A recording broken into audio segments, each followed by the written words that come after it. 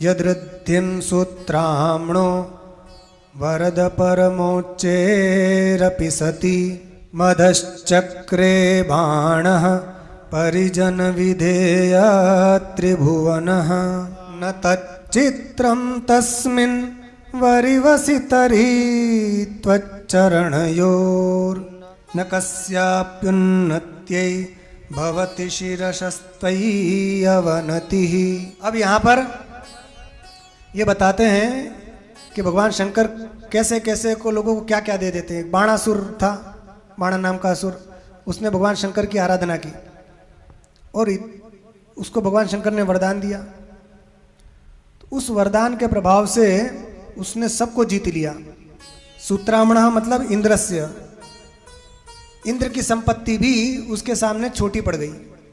तीनों लोकों पर बाणासुर का राज्य हो गया, इंद्र भी उसके सामने बोना हो गया। इतनी अपार समृद्धि बाणासुर को मिली थी। वो 1000 हाथ मिले थे बाणासुर को। ये तो 20 हाथ वाले की बात हुई, वो 1000 हाथ। तो कहा कैसे मिले कि आपके चरणों में उसने मस्तक झुकाया, इसके कारण उसका मस्तक इतना बड़ा हो गया कि तीनों लोकों में वो सबसे बड़ा हो गया। तो कहते हैं कि संसार में आपके चरणों में मस्तक लगा झुकाने पर किसकी उन्नति नहीं होती है, अर्थात सबकी होती है। जो भगवान शंकर के चरणों में मस्तक झुकाता है उसका मस्तक फिर कहीं और नहीं झुकता, अर्थात उसको दीन होकर दुखी होकर किसी और से मांगने की आवश्यकता नहीं पड़ती। भगवान शंकर ही सब कुछ दे देते हैं। ये बाणासुर तांडव नृत्य करके भी इसने प्रसन्न किया था भगवान को। इसकी कथा भागवत में भी आती है। बाणासुर की एक पुत्री थी, उसका नाम था उषा। तो इसको भगवान कृष्ण के जो पौत्र थे अनिरुद्ध, वो पसंद आ गए।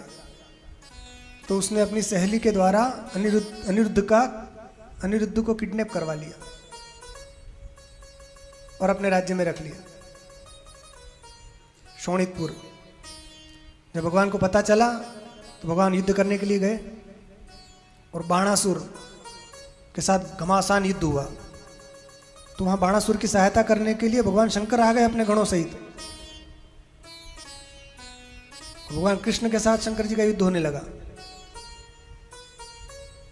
किसी ने पूछा महाराज ये क्या कर रहे हैं, ये तो आपके इष्ट हैं, नारायण ही है, कृष्ण है, इनसे कैसे लड़ोगे? बात तो ठीक है मगर ये भी हमारा भक्त है, भक्त के लिए सब करना पड़ता है। तो बहुत लंबे समय तक युद्ध चला। अब शंकर जी कौन हरा सकता है? फिर बाद में भगवान कृष्ण और शंकर जी की थोड़ी पर्सनल मीटिंग हो गई मन ही मन में। भगवान कृष्ण ने कहा प्रभु आप हारिए वरना सब गड़बड़ हो जाएगा, आपको कोई हरा सकता नहीं, आप चाहें तो आप हार जाएं, तो मैं आपसे प्रार्थना करता हूं आप मुझसे हार जाइए। भगवान ने कहा तथास्तु।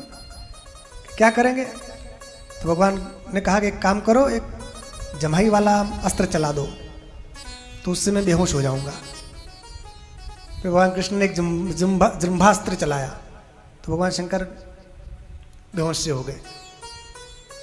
फिर भगवान के गणों को भी कुछ ने परास्त किया। ये किया अंत में भगवान कृष्ण ने बाणासुर की 1000 भुजाएं जो थी वो एक के बाद काटते गए। 4 भुजा केवल बची, वो भी काटने वाले थे। तब शंकर जी आ गए बीच में कि अब रहने दीजिए प्रभु, इनको क्षमा कर दीजिए। तब भगवान कृष्ण ने छोड़ दिया उनको, और जो उनके पुत्र का अपहरण किया था उनको भी उन्होंने छोड़ दिया और अपनी बेटी का विवाह भगवान कृष्ण के पौत्र के साथ उसने करा दिया। वो समझौता हो गया। तो अनिरुद्ध और उषा अनिरुद्ध का विवाह संपन्न हो गया। बोलो शंकर भगवान की जय। ये बाणासुर को इतनी अपार समृद्धि जो मिली थी वो भगवान शंकर की कृपा से मिली थी।